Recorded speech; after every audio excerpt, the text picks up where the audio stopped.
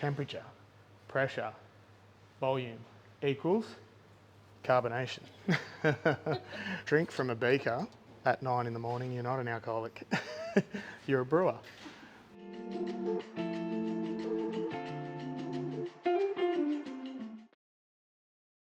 Hello brewers, hello YouTube.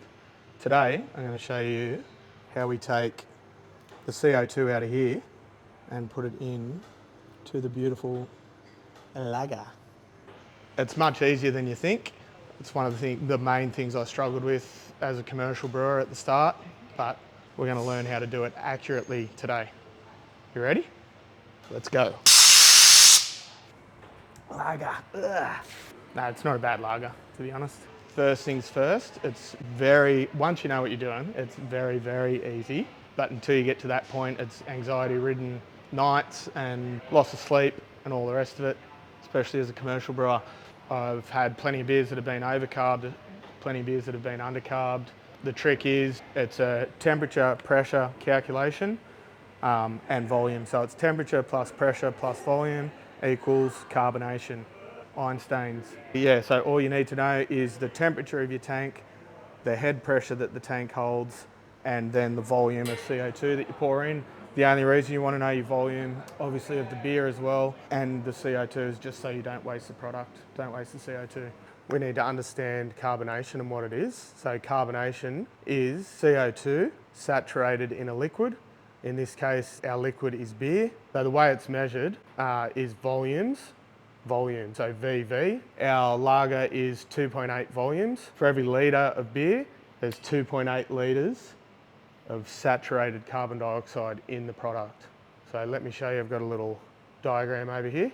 For every 1 litre of beer, there's 2.8 litres of CO2 saturated into the beer. Different styles of beer require different carbonation levels. Stouts and porters can be as low as between 2.1 and 2.4 volumes of carbonation. Our lagers and most of our ales are 2.8 volumes. A Berliner Weiss can be anywhere from 3.2 to 4 volumes, so quite high. So that's how carbonation works. Okay, when it comes to carbonation volumes, the thing to remember in a commercial brewery, we want to get that volume of CO2 saturated into the product as fast as possible, because a full tank is just the same as an empty tank. It's probably worse, it's costing you money to sit there full. So we want to carb it as quick as we can. The way we do this with the Spunding Valve, we'll carbonate this beer roughly between 5 and 6 hours, nearly 2,500 litres in that time. Obviously the time is irrelevant, it's the volume we're concerned about. So we watch that volume go in, that 5.4 grams per litre. So the volume tells us when it's carbed. So we're not wasting CO2, we're saturating that 5.4 grams of CO2 into the product. And the sooner we get it in, the sooner we get it carbed, the sooner we get it sold. Today we're going to carbonate our lager to 2.8 volumes of CO2. So the way we do that is we're going to put our CO2 bottle on a scale and we're going to measure the weight of CO2 coming out. And if we work at 5.4 grams per litre, that's going to give us 2.8 volumes of carbonation. We're going to carb the lager, it's 2.4 hec. So it was a double batch, but I've dumped the cone twice. An advantage of using the Cone Dumper 5000, which we can put a link in the description to another video that I did to how to dump a cone. The Cone Dumper 5000 also has litre measurements on it. So I know I've dumped out 150 litres from our 24 hec, so 2,400 litres minus our 150 litres. And that's going to be our total beer volume that we're going to carbonate. What CO2 does to your beer, it does a couple of things. It adds flavour, carbonic acid, and it also helps you with mouthfeel and aroma. That's a bit of a macro brewery trick, is high carbonation, gives you light mouthfeel and good drinkability. Follow moi. So we've already had our last sample. We cold crashed yesterday to 0.5 degrees Celsius. We also conducted a VDK rest, which is a vicinal diketone rest. We do another video on that just came out if you want to check that one out too. So the VDK test has been done. We've cold crashed I've dumped the cone twice. I've also logged our volumes that came out of the cone dumper 5000, which is 150 litres. So now I know the volume of the vessel, the temperature of the vessel.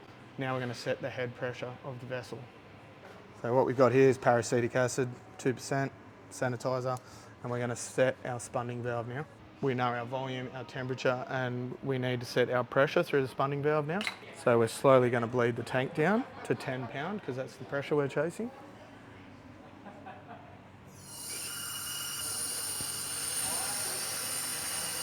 So you want to slowly bleed your tank.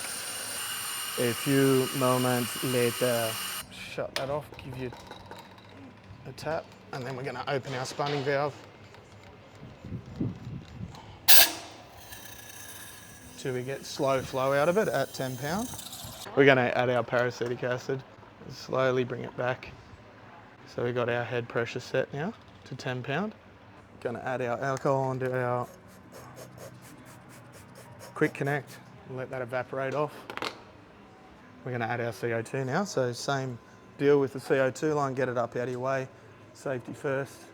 Safety never sleeps, safety doesn't take a holiday, you know, all the bullshit. And we're going to just do the same as we always do when we add CO2 to a tank to avoid any oxygen ingress that becomes dissolved oxygen. We're just going to pop it on. We're going to get some smoke sham. That's it. All right, what we want to do first is open our non-return valve and our Carbstone flat out, and that's going to blow off any hop debris or yeast cake that's soaked onto the Carbstone. And we're just going to put our ear on the tank, and we're slowly going to bring that back till we've just got our beer rolling, and you can hear that flat out, which you don't want. And you can hear that beer starting to roll. That's where you want to set it. Doctor. All right, beautiful. So we're carbon. So we've set our head pressure and we know our tank temperature. So now we're going to go over to the scales. We're going to put our CO2 bottle onto the scales and set our volume so we don't waste CO2. All right, so we've got our scales on. I'm just going to grab our CO2 bottle. We're going to log our volumes at 67.35. We're going to check our regulator and we're going to want to run our CO2 in at 30 pound, which is 2 bar in the new money. So we're going to go log our 67.35. Our start is 67.35. And then we're going to do a calculation now to see what the volume is that we're going to put into the tank. So just a quick one, always use a calculator when it comes to carving a beer. You don't want to over-carb it. So we're going to get our volume first, which we'll have our trusty little calculator here. So we know we've got 2,400 litres went into the uni tank, 150 from the cone dumper 5,000 volumes equals 2,250. And then we're going to times that by 5.4. Times 5.4 grams per litre of CO2 equals 12.1. We're going to put 12.1 kilos of CO2 into FE3. So this is Carbonation 101. They're the 3 things you need to know: temperature, pressure, volume, and that's it.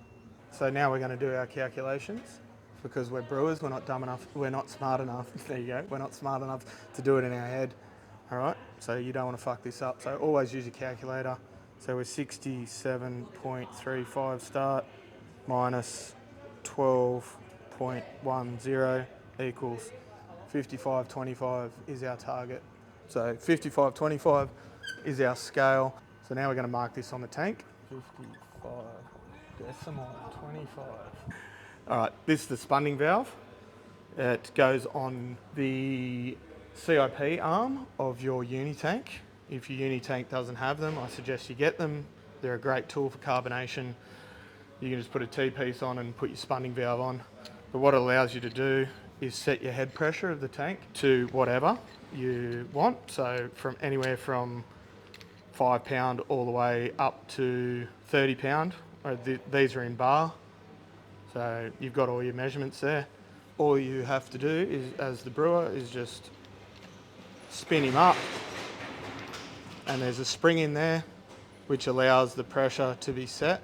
So the tighter you do it, the harder it is for the spring to move. Obviously, the looser you do it, the easier the spring can move up and then blow off the CO2 in it. They're good for a backup pressure relief valve, good for backup PRV. They're also good to carbonate under pressure as well if you're using a lager strain, Saccharomyces postorianus.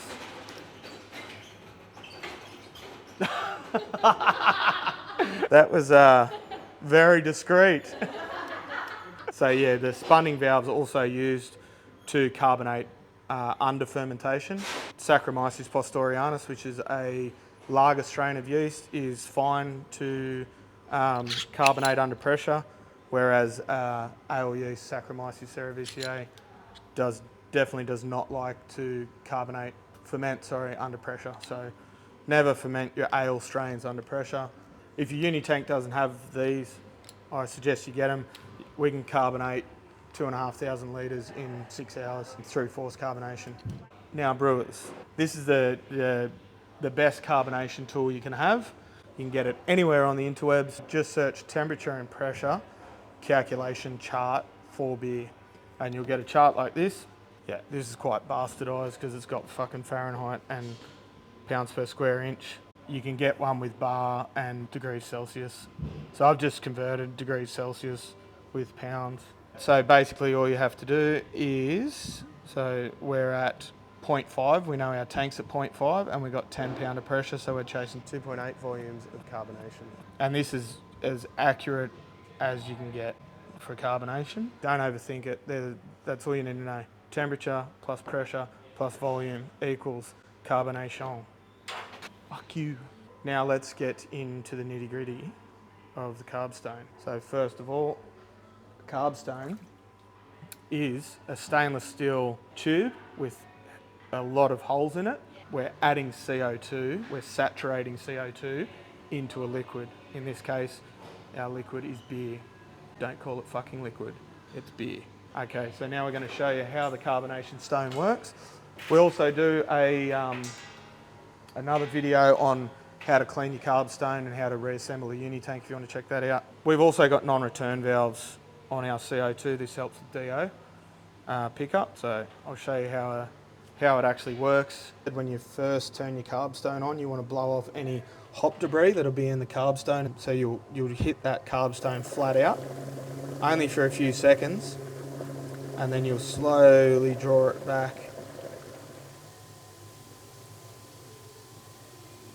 And that's how you want your beer to roll. And what that'll do, that'll get a roll in your uni tank and it'll carbonate evenly throughout the whole beer. So you're breaking up that surface tension. Sizzling hot dog. Now what we're going to do, we're going to go back to the tank. We're going to check everything's in the parameters that we want because we've been carbing now for about 20 minutes. So we're just going to do a 20-minute check. Once we've checked that and we're happy with our head pressure, our temperature and our volume and our saturation time, we just set and forget, so you can go do something else in the brewery, like clean kegs, all the glorious stuff you get to do as a brewer. So let's go do our 20-minute checks. Right, so we got positive flow in. Also check your regulators still at the 30 pound that we're running in at, which is 2 bar. We can hear that CO2 going in. Then we want to check our spunding valve and our pressure, which we're at 10 pound, which is what we want. We'll give our gauge a little tap. We're steady at 10 pound. That'll settle down. What we're doing is pouring the CO2 into the tank and it's saturating straight away. So we're not flowing CO2 through the tank, we're saturating. So it's the CO2's entering the tank, the temperature and pressure are correct, so it instantly saturates into the beer. It doesn't flow through the spunding valve. All the spunding valve does is holds the head pressure. So if you're a home brewer, everything in this video applies to you. The quickest way to carbonate a keg of beer is just grab your modified A-type coupler. We've chilled our keg right down overnight in the fridge. We're sitting at 8 degrees. Take our first reading on our weight. So we're going to put in 5.4 grams per litre. and that's going to give us 2.8 volumes of carbonation. So we've got our first reading. We know our keg is 8 degrees. So we're going to set our regulator to 18 PSI, because that's our temperature and pressure saturation. So we're 18 pound in. We know our keg's 8 degrees. Back to our trusty chart, 8 degrees, 18 pound, 2.8 volumes of carbonation. Pour him in, you'll hear it go in. So we're only ever going to have 18 pound here of head pressure in your keg.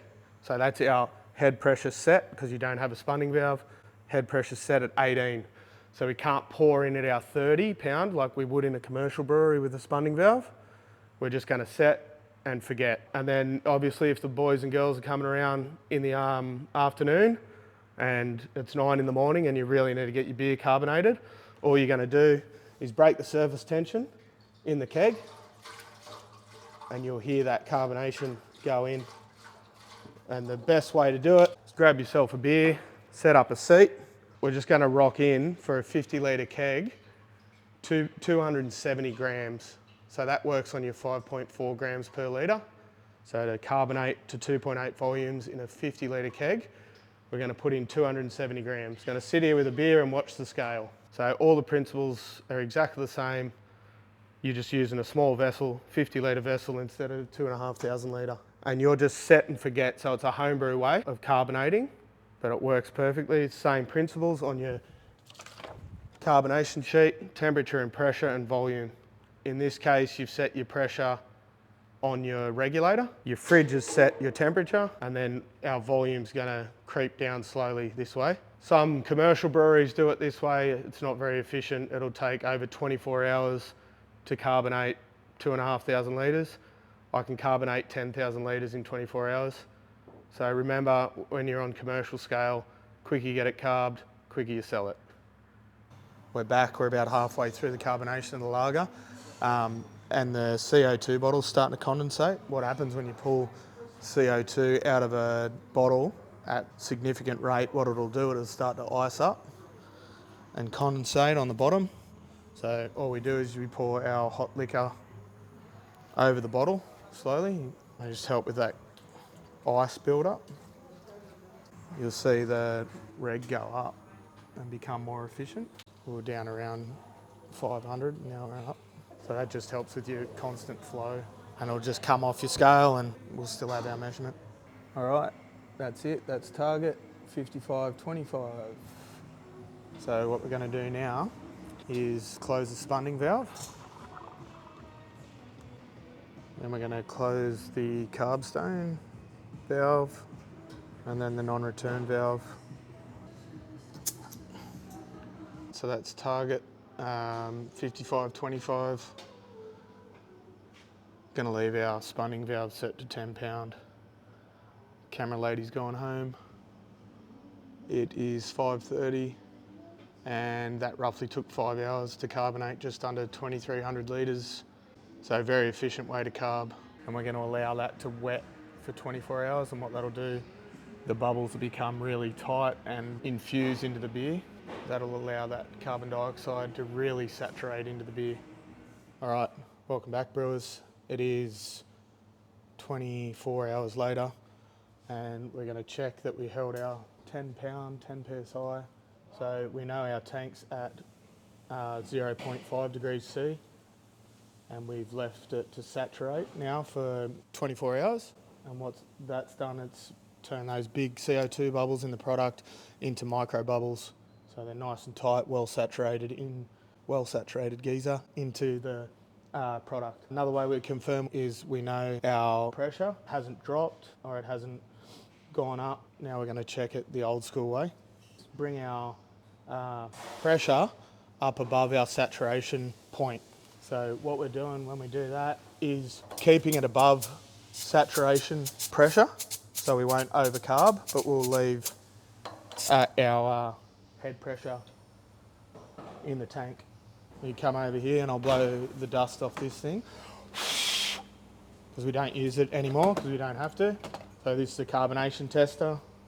It's the same as a Zam Nagel. It's called a tap right, about $1,000. I'll show you quickly how to use it just so we can confirm our carbonation. So we're going to put our test port on and then our runoff. So grab our carbonation tester, make sure we check in and out. So that's out, and then we'll add product. Gotcha, bitch. So we want to fill that completely, and we want to bring that temp right down as well, as low as we can, pretty well to match the temperature in the tank. So that's it there, match the temperature in the tank. So we're going to close inlet off and then close the outlet off. I'm going to check it's tight, and then we're going to shake for 30 seconds rapidly. And 30. Whew. Now we're going to go over to our temperature and pressure calculation sheet.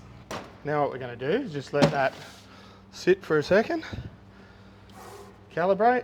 All right, so we've let the tap right sit for about 3 minutes just to stabilise in temperature and pressure. So we have a look on our temperature. It's an American machine, Fahrenheit's fucked, but it is what it is.